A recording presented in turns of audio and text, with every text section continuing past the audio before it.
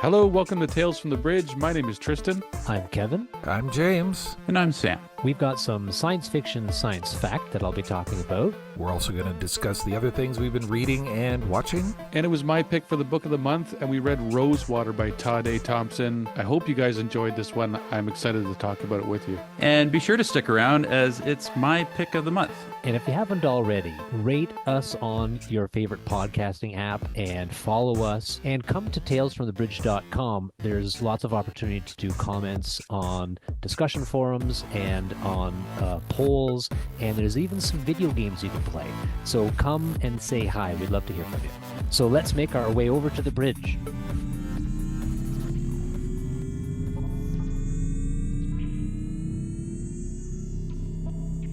Have you guys ever thought about, you know how when you take a balloon and you rub it on your hair and you put it on the wall and it sticks there? It's just one of these kind of interesting physics things that we did when we were kids and never really thought of again. But it's kind of a fundamentally interesting phenomena. And, you know, you basically power this balloon with some static electricity, and then it effectively defies gravity for some period of time. And I guess that's called an electrostatic charge, and it effectively sticks things together. And I hadn't thought about this in decades until just recently I was reading an article about the European Space Agency, and they seem to put together that this phenomena could actually be really useful, especially out in space. So they've come up with a tractor beam, if you can believe it. So not expressly like Star Trek, like the Enterprise being able to zap something and suck it towards it, but they've come up with a working prototype that would work very well in space for these little things that look like credit cards that are flat that they can put a very small voltage to, and I guess do an electrostatic charge, make it negatively charged, so that when it hits something that's neutrally charged, it'll stick to the darn thing with just a tiny little bit of electricity. So it sounds kind of, how can that be a tractor beam? And it isn't really, because you have to go up to it and touch it. But any flat surface, doesn't matter if it's plastic or metal or glass or whatever, it will effectively stick to it. And so they're suggesting, as we go out into space, that we can do cool stuff with this, like, attract small bits of broken satellite and clean up low Earth orbit. Or as we get multi-use spaceships, we can latch two spaceships together to refuel another one. Or if we're going to be building things like space stations for deep space assembly of things, we can stick these things together without having to grasp and use claws and use docking. Anyway, I heard this and I said, that is the most brilliant thing I've ever heard, because it is a simple technology that we already know, and it's something that I've never heard being used anywhere. And apparently out in space where there's no wind and very little gravity, it's a very effective tool. So I wanted to let you guys know about this European Space Agency and this electrostatic tractor beam. How cool is that?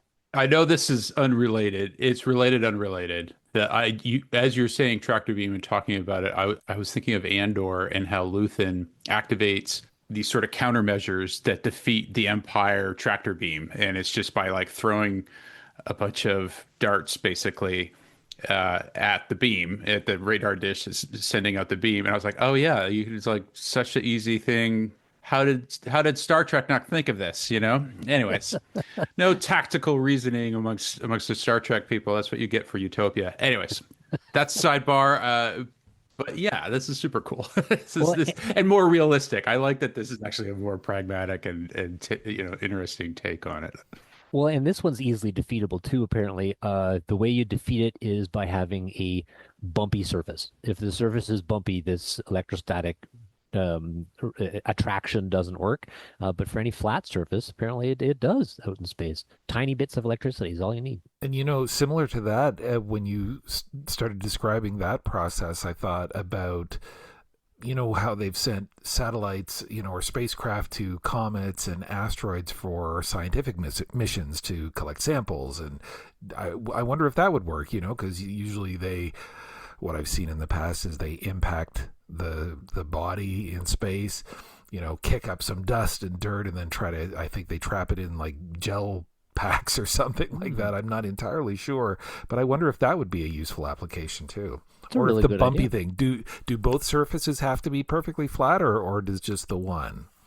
I mean, I think it's just, I believe that you could get dust. I think it would attract dust for sure. So if you had small rocks or dust that after an impact from an asteroid, that sounds like another good use case, quite honestly. You should call them up and give them that idea. That's a great one. You just take a note here. Call ESA/NASA. Done.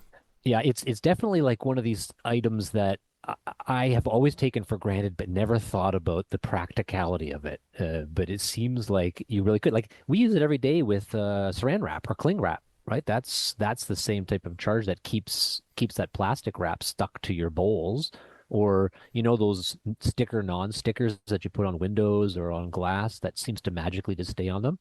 Electrostatic cling.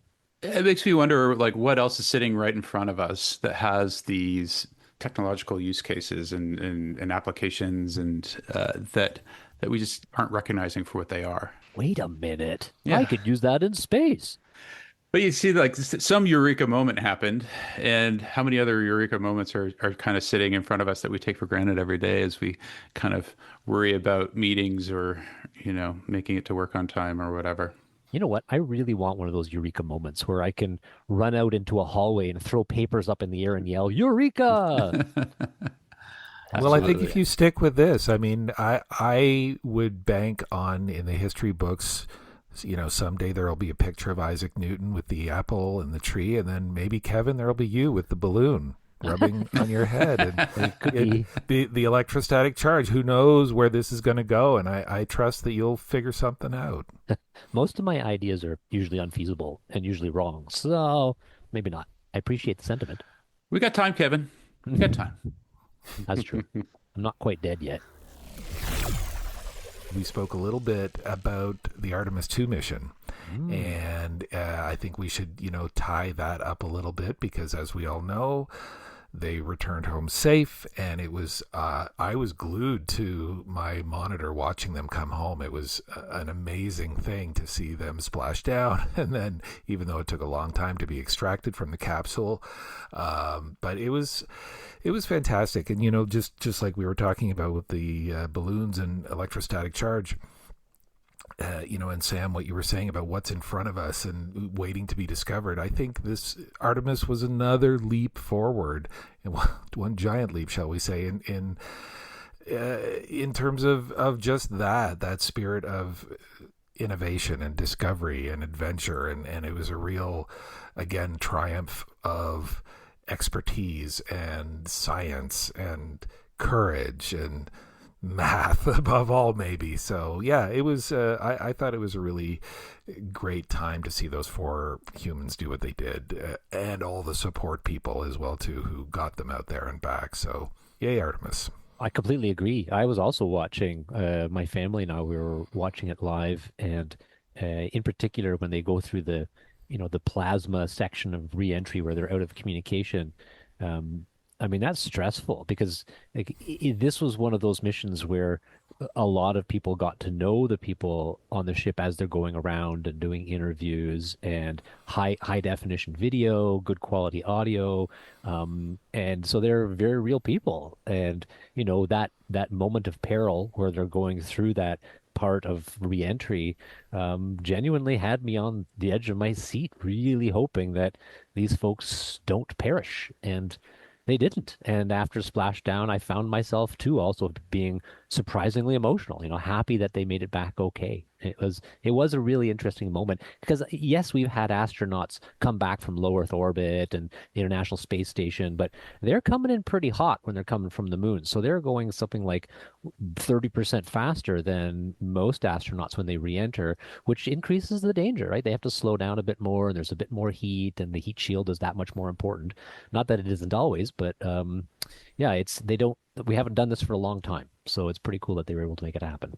And there were some heart-stopping moments in that reentry, right? Like where the first parachutes deploy, and then they break off, and then they fall again, and then they deploy again. I was like, oh, that's got to be terrifying. I believe one of the astronauts actually pointed that out. rightly so, Sid. Yeah, that's a gripping moment for you as you're hurtling towards, Earth. At the time, I was reading Becky Chambers' book called "To Be Taught If Fortunate," which is about a small crew of people who have been selected, and they go off.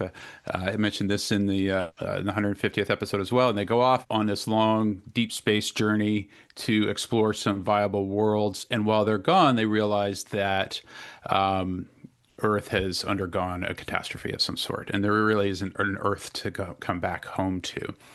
And I was reading this at the same time that things in terms of American foreign policy were going bananas and still are as of this recording. And I couldn't help but feel the parallels there. So if you, excellent read if you want to check out Becky Chambers, To Be Taught If Fortunate.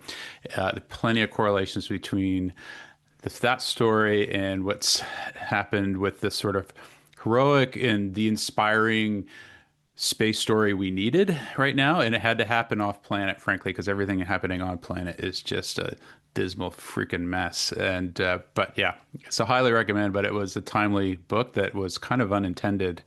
And I was just thinking, you see the footage of these astronauts, like going on this adventure, and we kind of got to ride with them, and it was just incredible. It was inspiring in all the right ways, and was exactly what I kind of needed personally after watching the news. Yeah. Well, what's another neat, that was a good sci-fi tie in there, Sam. What's another one is I was watching CBC, the Canadian Broadcasting Corporation, they were following the Artemis landing. And one of the people that they were interviewing for a while was Colonel Chris Hadfield, former astronaut and, Tales from the Bridge guest at one point. And he's also a science fiction author. And he was talking about landing, and he's landed in, I guess, 2 or 3 different space vehicles at this point. And one of them was the Soyuz, the Russian their launch vehicle and reentry vehicle. And a lot of their landings apparently were on land. And he described it as 22 explosions followed by a car crash.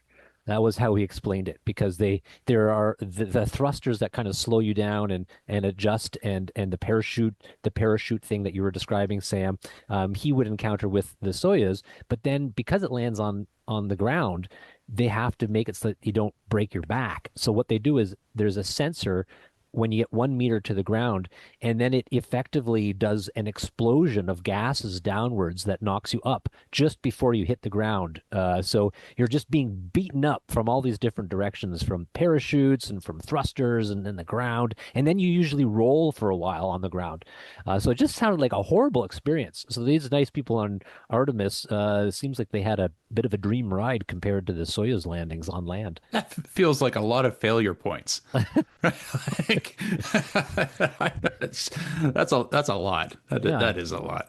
I mean, we haven't heard about too many astronauts or cosmonauts with broken backs, but I'm sure, well, maybe we didn't hear about all of them. Yeah, something tells me we wouldn't if it had happened. Mm-hmm. Well, do we want to talk about what else we've been reading and watching? I'll jump in. It's not really sci-fi, but we've kind of established that comic books and comic book media are adjacent, sci-fi adjacent, and a friend of the show, if we may. But I've been watching the new season of Daredevil Born Again on Disney Plus. It's, continuation of the original Netflix Daredevil storyline and cast. It's not for everybody. It's pretty adult and pretty violent, which, is a good or a bad thing, depending on your sensibilities. It's spectacularly choreographed as far as the violence goes.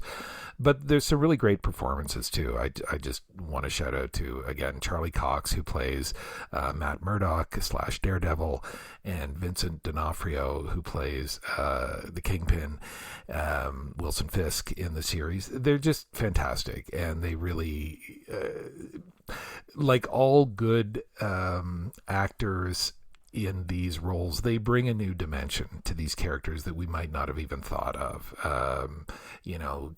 Kind of like how, Robert Downey Jr. brought something new to Tony Stark that I don't think anyone would have really expected. I feel like these guys are doing the same here. So yeah, good escapist, cathartic fun, if that's what you're looking for.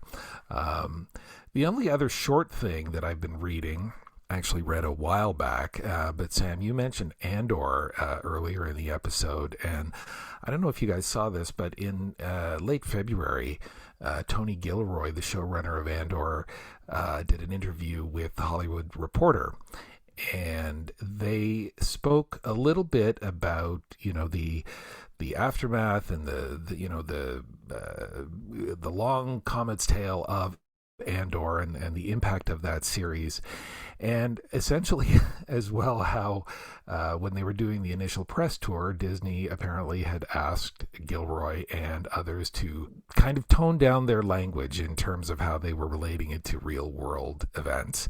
But I guess a little bit after the fact, Gilroy felt a little more free to speak his mind, and we'll put a link in the show notes to this interview because I think it's really interesting. But just one little excerpt from it goes: "You get out your Fascism for Dummies book for the 15 things you do, and we tried to include as many of them as we could in the most artful way possible. How are we supposed to know that this clown car in Washington was going to basically use the same book that we used? So I don't think it's prescient so much as the sad familiarity of fascism."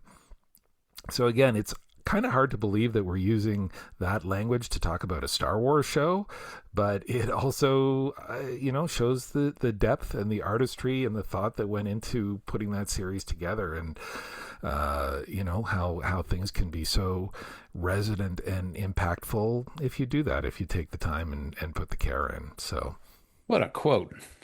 I That's agree. fantastic.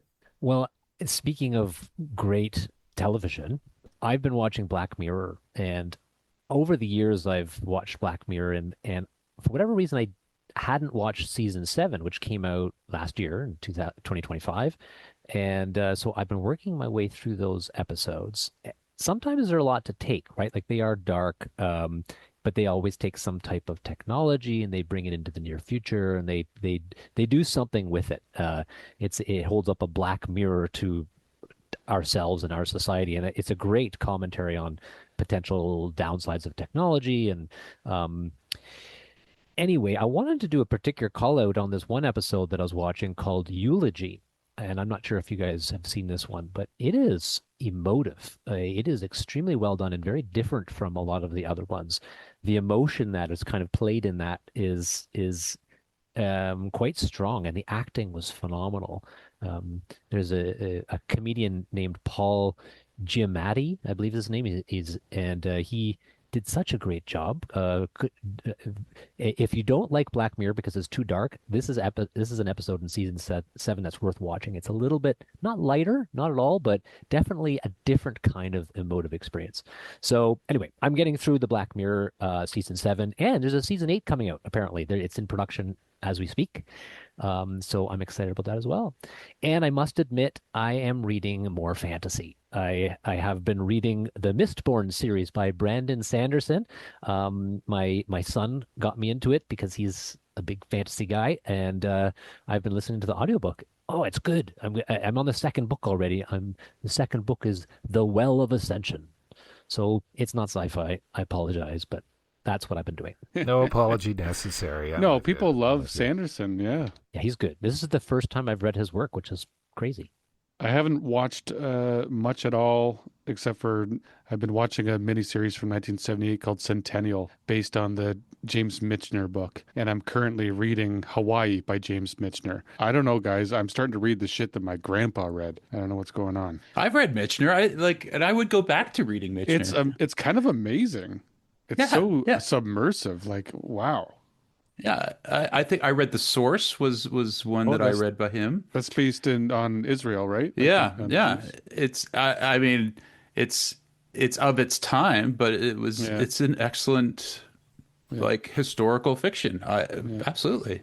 Do I So do I sense a new podcast coming from you, Tristan? The we just do Yeah. Michener. We Tristan's just talk about Michener. Michener. I read The Invisible Life of Addie LaRue by V.E. Schwab. And I read this because Miranda loves this book, but I've heard many people talk about this book and say that it's on their top list. So that was really neat. I do recommend it. Just about a woman who lives for I think 300 years, and no one remembers her after you don't see her anymore. You forget her instantly. So she lives forever because she makes a deal with a dark god. So that was pretty good. And then I did read, this is not science fiction also, but kind of because it's Ian Banks. I did read The Crow Road finally. Loved it. I love Ian Banks, and I really love Ian M. Banks. I just think he was one of the most amazing writers that we've ever had. He just knows how to make you laugh in a book and tell a story. So that was excellent. And then currently, this is Kevin was talking about this not too long ago. I started the latest Dan Brown, The Secret of Secrets, and it's exactly what you think you're going to get when you read a Dan Brown. And it's just fun. I just felt like reading something a little bit more. I mean, it's a huge book, almost 700 pages, but it's just fun to pick up and read. So I'm happy to be going back to a Robert Langdon book, which I've only read the Da Vinci Code, which was fun too. They're just fun, simple books. And I like Kevin had mentioned it's kind of sci-fi. I see that for sure.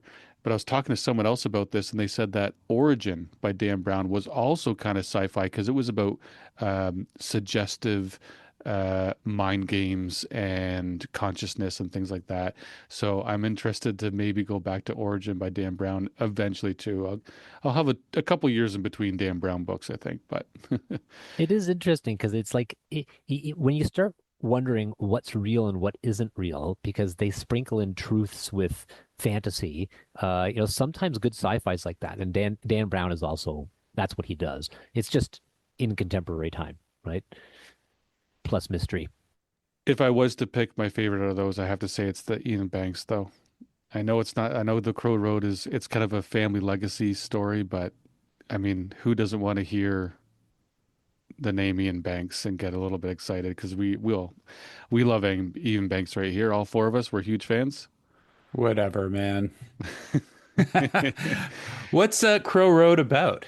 You kind of Just hinted at it. a family legacy story. A main character named Prentice just kind of goes through life and relationships, and the main focus is kind of that his uncle has disappeared. So that's a bit of a mystery, but it's not the main focus of the entire story. It's really just about the characters and we hear stories from the past, and it's just really well written characters and fun, hilarious moments. Yeah. And orbitals and hyperspace and Well, that's when you get the E&M banks, oh man, Sounds who we terrible. love. I do love Ian I Banks. don't have much to report. I was so I've already talked about uh, was reading some Becky Chambers, and on the last episode I mentioned that I've been watching Paradise, and that's continued. I finished the first season, started the second season, and it's kind of got that. First season laying all the groundwork, and now you're in a second season, and the world opens right up, and it's far more interesting. And I thought the first season was pretty engaging. And so you got a couple storylines happening, and I'm enjoying it. It's very good. It's cool. All right, so the book of the month was Rosewater by Tade Thompson. We recently spoke to Tade, so go back and listen to the episode. He's a lot of fun. Rosewater is the first in the Wormwood trilogy, and I'll just give you a bit of the basic plot. In 2012, an alien named Wormwood appears in London, substantially altering the world's geopolitical landscape. In the 2050s, it creates an impenetrable dome in Rosewater, Nigeria. It includes a fungus called xenoforms, which interact with human nervous systems. A very small number of humans are able to use xenoforms to access an information network known as the xenosphere. These humans are called sensitives. The life of Karo, a sensitive, is presented through different decades. So Karo is an interesting character. He uses his psychic abilities to be a thief. And right off the bat, I mean, that's not a very likable character trait. And I just want to point out one big difference and one reason I really liked this book was because Karo was not likable for me. But by the end, I really liked that about him. He was a very human character. And looking back on the book itself, I can't really, we've talked about this before, how sometimes we remember scenes, sometimes we remember characters, sometimes we remember mood. This was totally a mood book for me. I can't necessarily remember all the scenes that I read, but I still can capture the whole story in my memory a little bit. But what does stick with me was the mood. Like I feel that mood, and I understand Caro as a character and his navigation through the relationships with his parents and his love life. And yeah, I thought this was a really good book. I'll definitely go further into the series. I'll wait a little bit before going into book two, but the series there's three books, and from what I can see, the books get better and better. So the fact that I enjoyed this first one, Rosewater, means I'm going to probably really like book two and three. So I look forward to reading them. What did you guys think?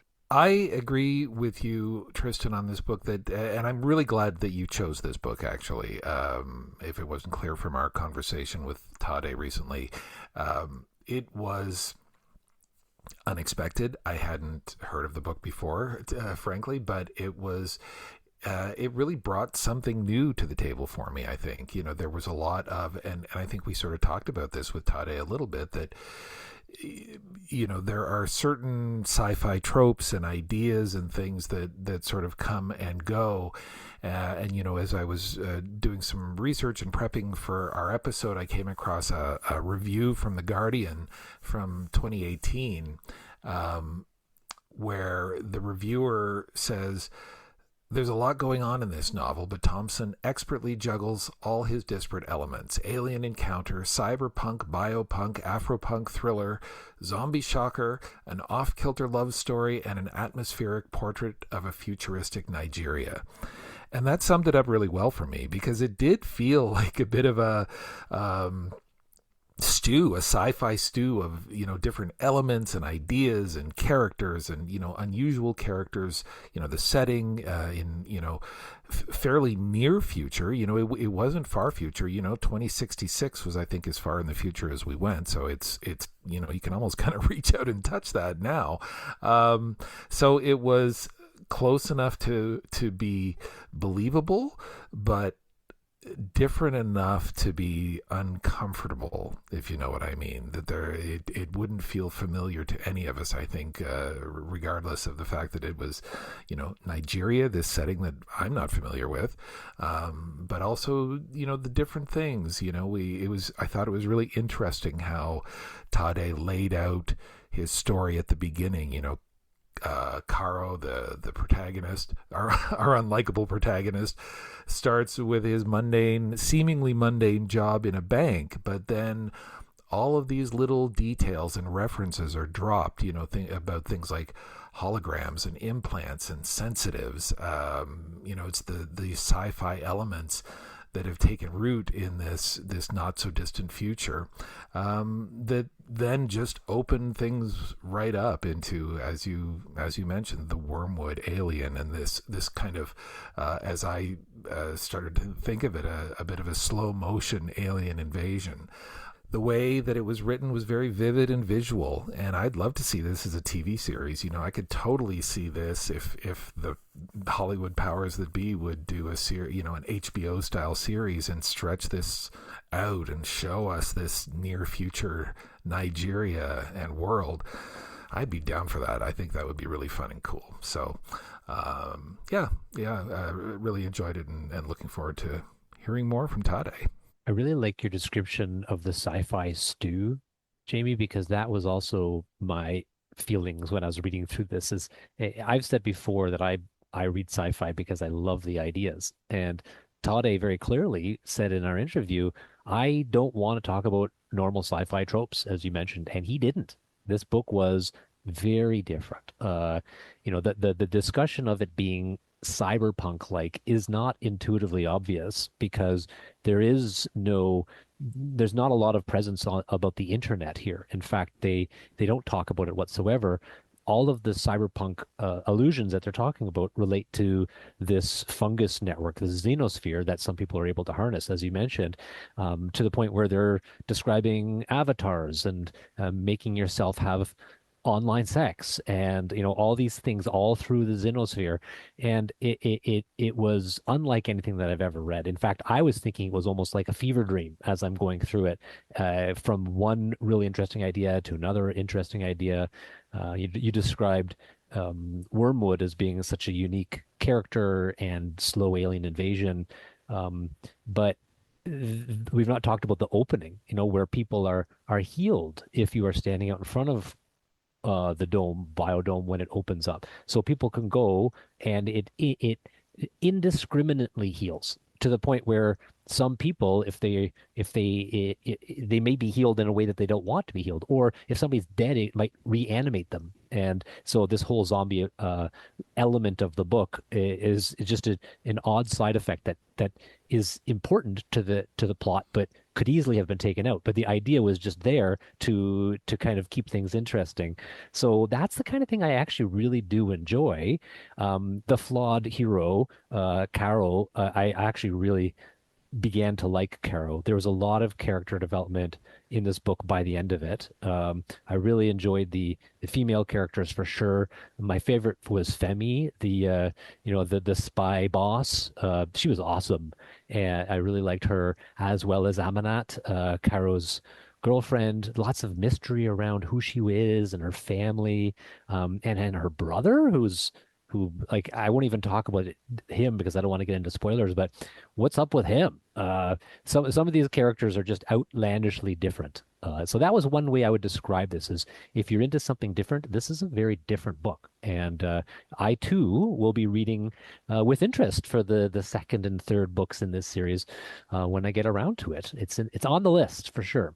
Well, I don't have much to add to the great things you said because I'm in total agreement. I thought that it was such a clever plot, and the plot devices to transport you to different points in Caro's life, I thought was well done. I liked Caro. I just thought he was a product of his environment, and it was an environment in a world that was built in a way that was like equally and utterly fantastic and original, yet felt completely believable at the same time. I almost felt like if I'd woken up with a brain injury and you had told me that I was reading a news story about something that's happened in Nigeria, I would have happily nodded my head and I said, "Of course, there's this alien called Wormwood," and this, I bought the whole thing. So it's to me.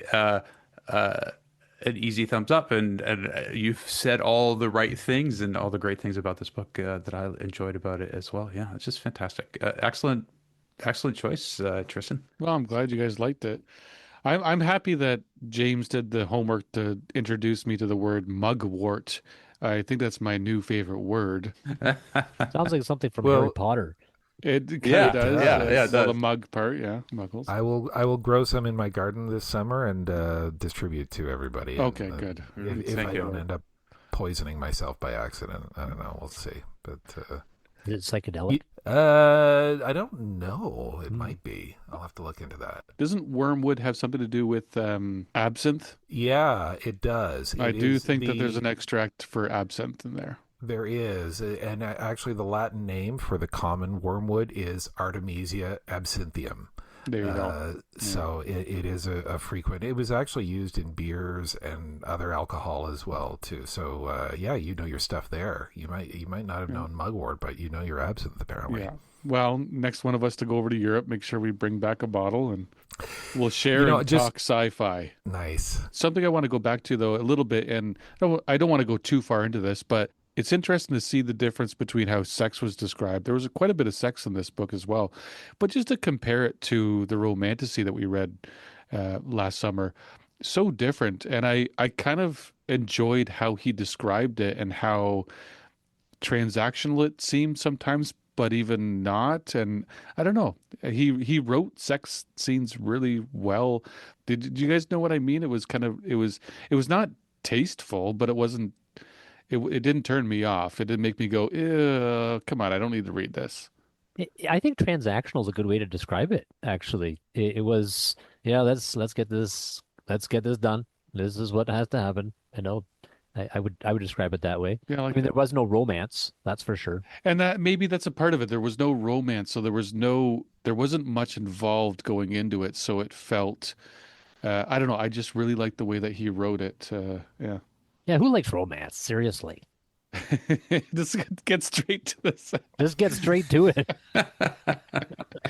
Jesus, and I just to say It's okay. Your partner won't listen to this.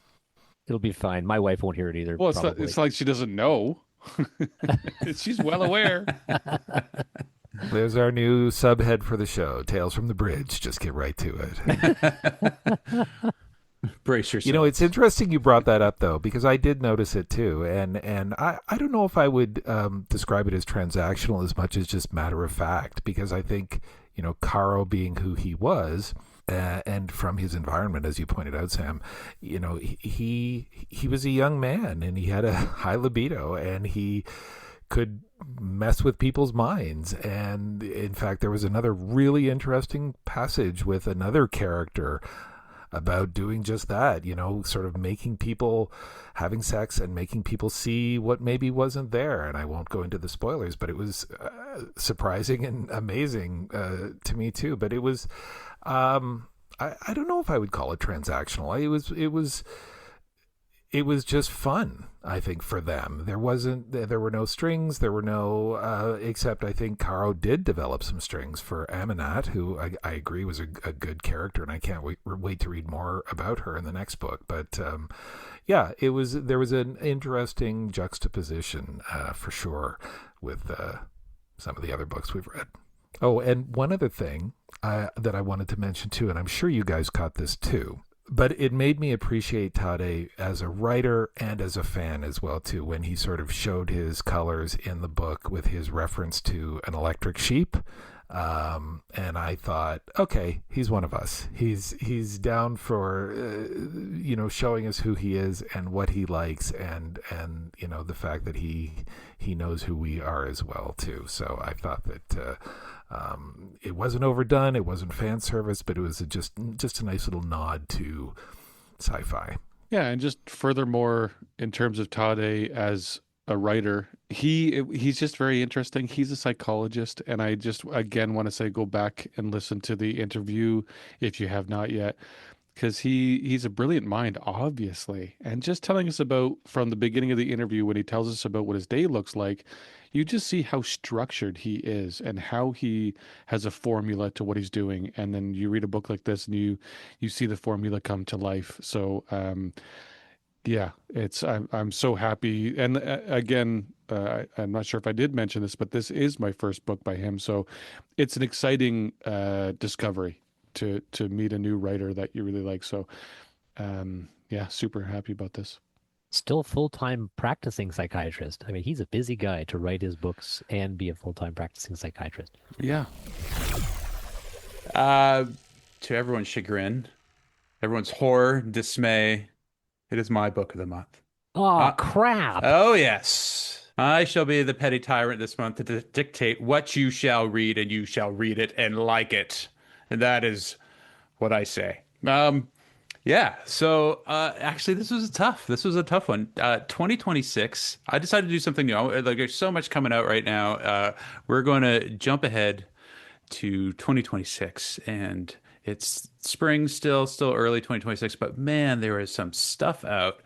Some of the authors that have books coming out this year, Martha Wells, Anne Leckie, Rebecca Roanhorse, Ray Naylor, Adrian Tchaikovsky. It's a lot, and there's lots of good stuff. No shortage of cool books. but we rarely get an opportunity to follow a series as it's published. And we do have that opportunity right now. And so I want to take advantage of it. So we have reviewed on this show The Captive's War, which is by James S.A. Corey, and who are the authors of The Expanse, which we're big fans of here on the show, if I may speak for my co-hosts.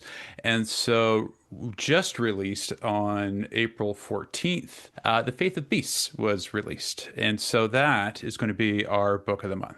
And I've cheated and already started reading it. I think we got a reader that has landed with Tristan. So it's out there in the world, and I want to keep up and jump into the stuff that's happening right now. So lots of great authors that, as I said, you should check out. But this is what we're doing this month. I'm excited. I'm already like a quarter of the way through it, and it's answering this sort of space opera need that I get now and again, and it's already doing what I thought happened with the beginning of the Expanse series, where you kind of like set the groundwork and you spend that first book doing some world building, setting the table, and with book two, the table gets upended and you are eating at different restaurants now. And so some of your main characters have gone off to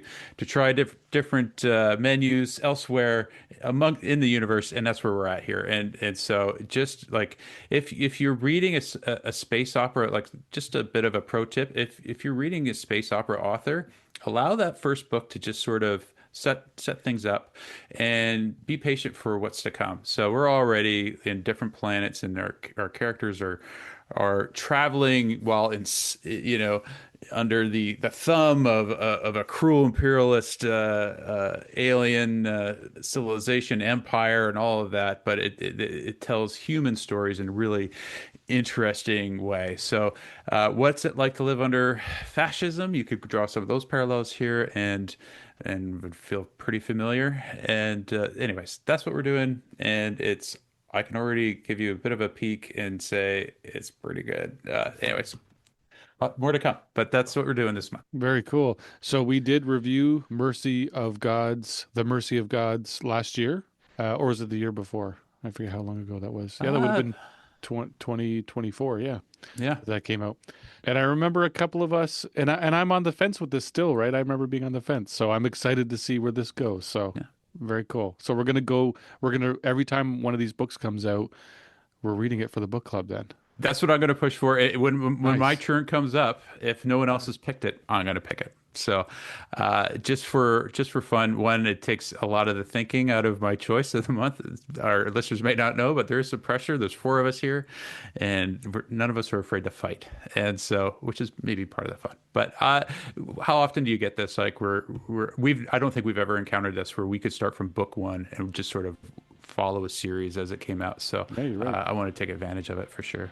The threat is if you choose the wrong book, we're going to egg your house. And at this stage, I'll keep the eggs in the fridge and I'll wait. And if it sucks, you're getting an egging, but it's not going to happen yet. I'm kind of excited. So looking forward to it.